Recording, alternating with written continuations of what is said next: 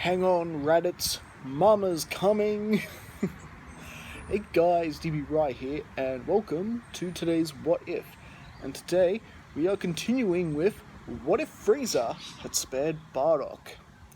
And well, for the first two parts, it's already been quite an interesting story, with Frieza convincing Bardock and his crew to continue to work for him after he pretty much blew up Planet Vegeta, but that's okay, Bardock and his team did not know that. Frieza having the idea of giving them some time off while he blew up the planet. Now, why did he even spare Bardock and his team in the first place? Well, he simply didn't want to lose his #1 planet exterminators. You know, just really thinking it through and really holding on to Bardock, along with his entire team's potential. And well, for a couple of decades, the relationship was very prosperous. And Frieza even had to let go of some of his soldiers because, well, the Saiyans that he kept around were saving him a lot of money. Of course, he kept hold of Vegeta, Nappa, and Raditz as well, but giving them sort of the treatment they deserved, giving them their own planet to which they can train, of course, and keeping Frieza assigning a supervising party to keep an eye on them, make sure the Saiyans don't overstep or anything. This actually became quite a profitable relationship for Frieza, and Frieza got pretty rich out of it. Definitely more of a profit, after all. Doesn't have to use as many of his men, therefore he doesn't have to pay out as much, so why not, blow half the staff down so he doesn't have to, pay, rostering costs and anything like that.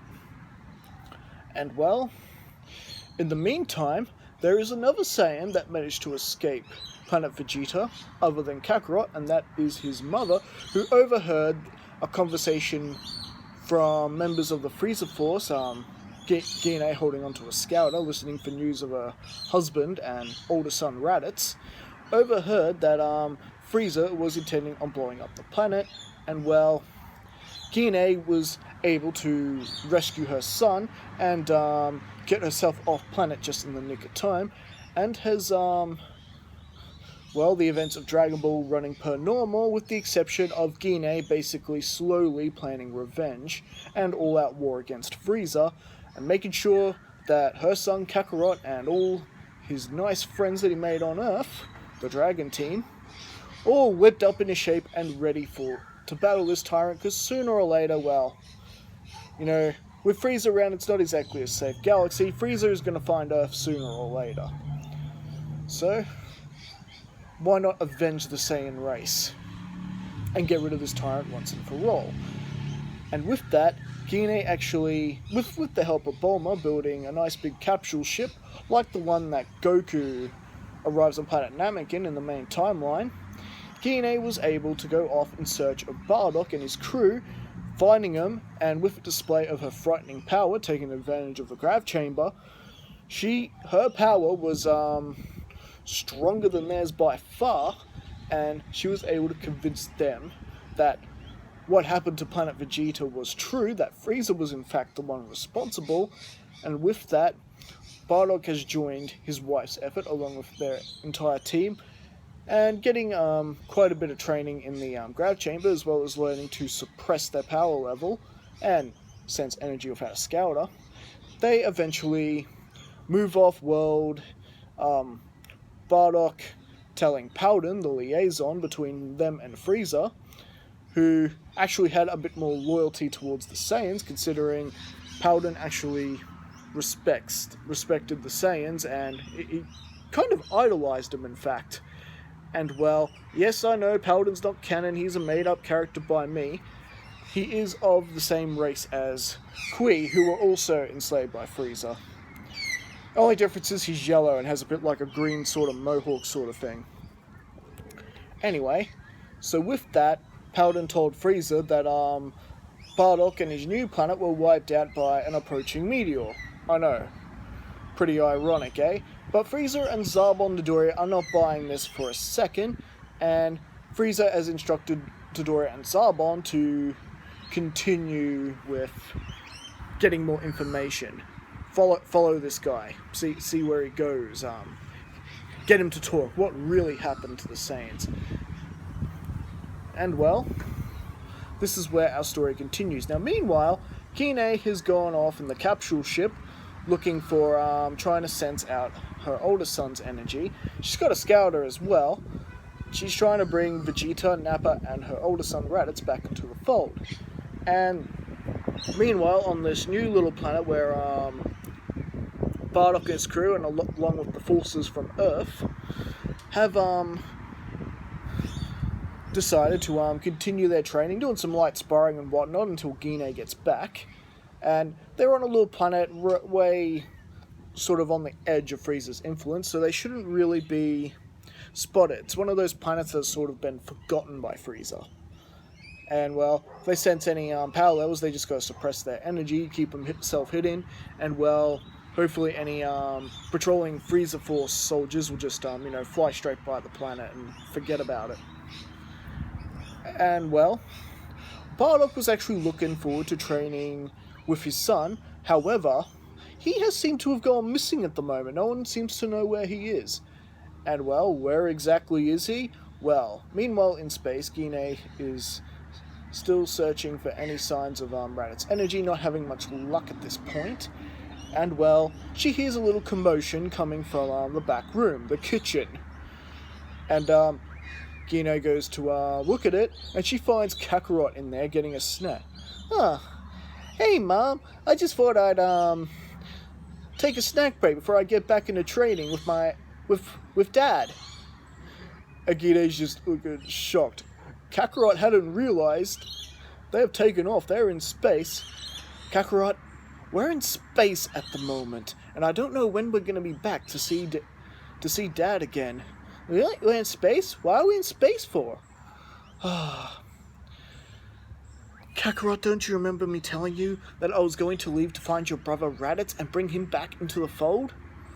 Oh yeah, I guess I kind of forgot about that. I was having too much fun earlier. That's just like you, Kakarot. Always forgetting the small details.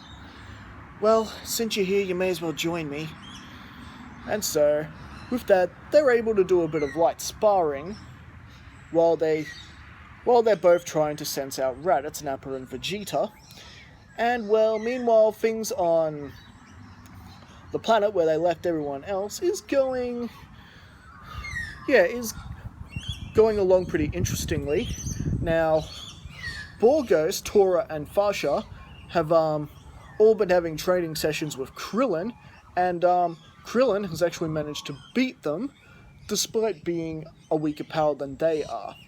Remember, the Saiyans aren't quite used to the whole sensing energy thing, the whole martial arts side of what Krillin is all about. Not just yet anyway. They've learned to suppress their power level and how to sense energy is good enough, and raise their own power level at will, but Krillin's the way Krillin fights, the whole martial arts, the turtle way of fighting, it's just thrown them from a loop, and they haven't really been able to touch Krillin. And there is a certain female Saiyan among the audience who's quite impressed with Krillin. At the very least, she sort of thinks he's cute. He's like small, adorable looking, yet he's taking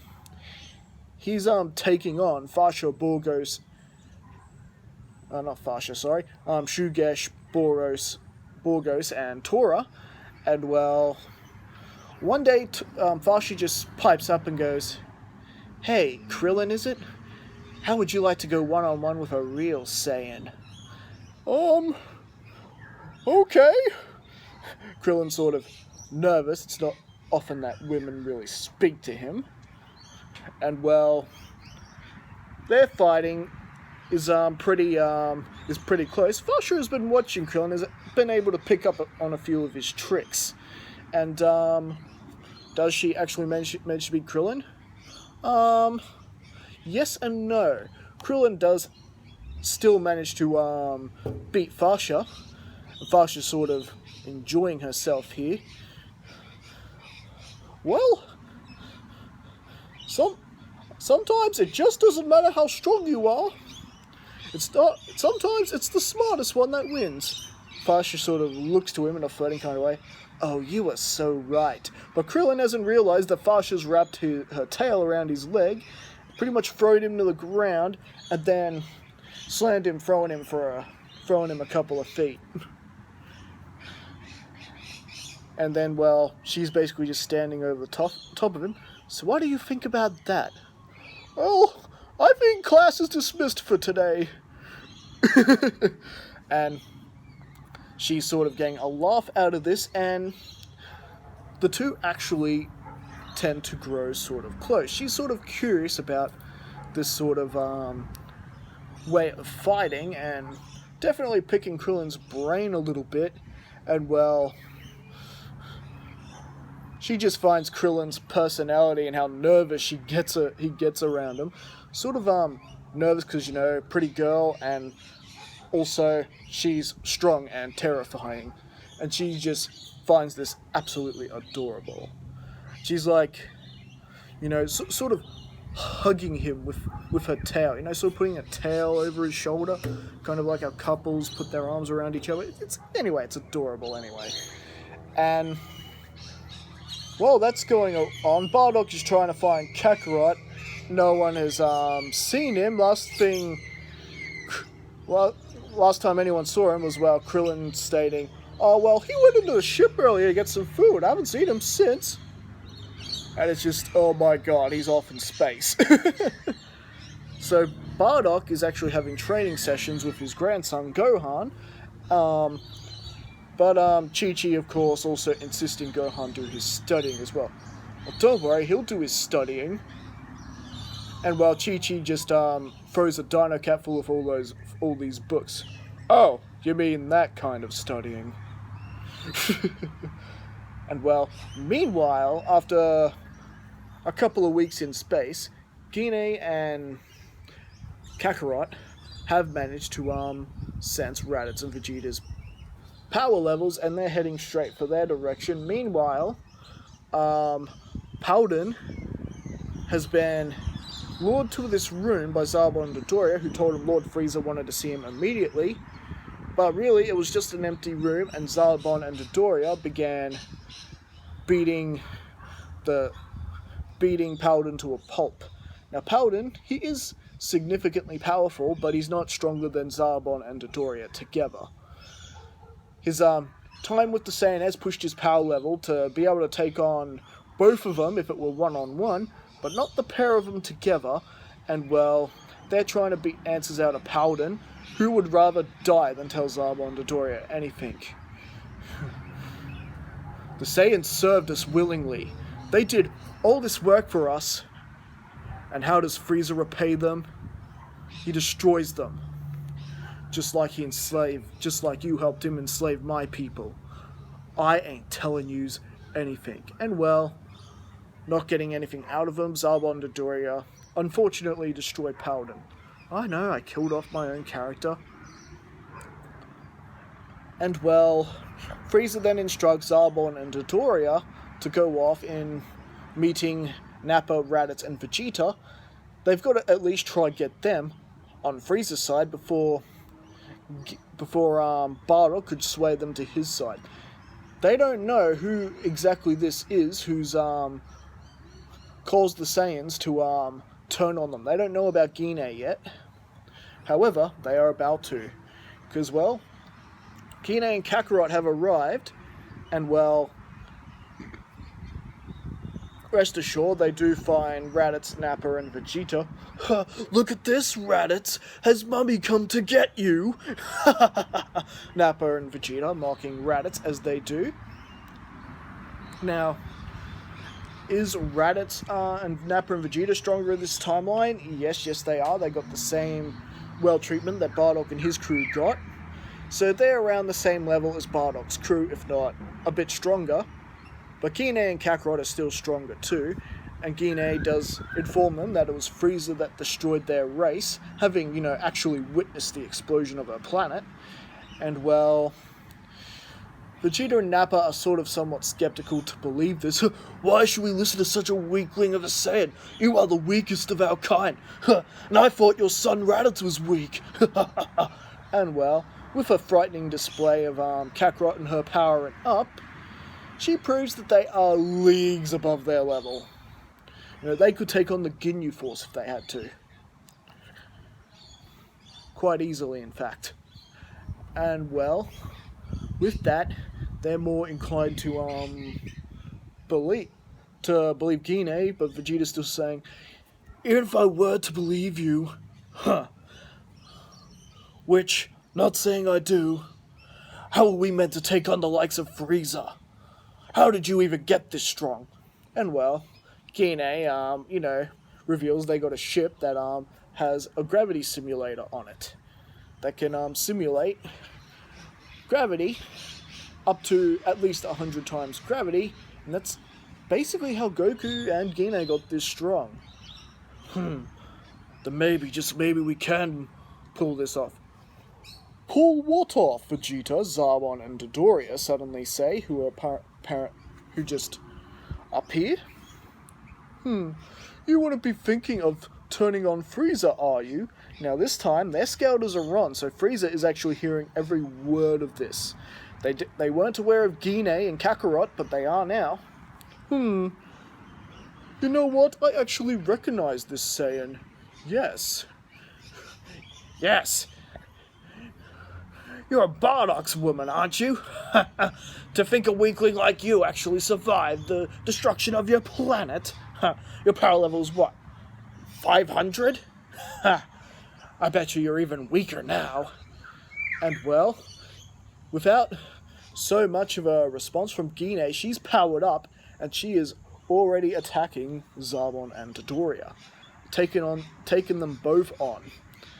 And well, for the first time, the whole traits of the Saiyan, the whole enjoying battle, enjoying being top dog, because right now she is the strongest Saiyan. She is enjoying this, being the top dog for a change, and finally able to put the likes of Zarbon and Dodoria into the ground like they deserve.